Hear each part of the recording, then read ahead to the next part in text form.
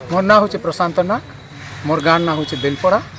आमर बेलपड़ार द्रोण बेसी तार बापार ना हूँ डुला बेसी आउ से हल्दी टेंट हाउस शेष होटेल ठारे काम कर से द्रोण को डकई से गाड़ी रे 4:30 से गला आउ जीवार समय रे रास्ता रे से एक्सीडेंट हेबार आमे सुनलु। पुलिस माध्यम रे आमे सुनलु आउ आमे जेते सुनलु आमे समस्त ग्रामवासी से स्थान को गलु आउ जेते आमे जाइक देखुछु जे से जगह रे द्रोण बेसी मृत्युवरण करिछु बोली आमे सुनलु।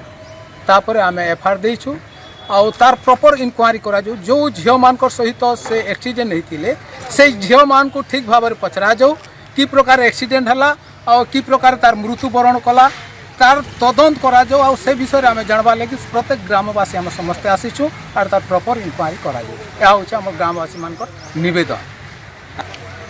प्रॉपर तार इन्वेस्टिगेशन जदि नहीं हबार तक आमे गाँववासी आमे थाना रे रहमु आउ जदि समय पड़े तो डेड बॉडी भी आनी करी आमे थाना रे आमे रखी करी आमे आंदोलन करबो। तार प्रॉपर इंक्वायरी करा जाऊ आउ से की प्रकार एक्सीडेंट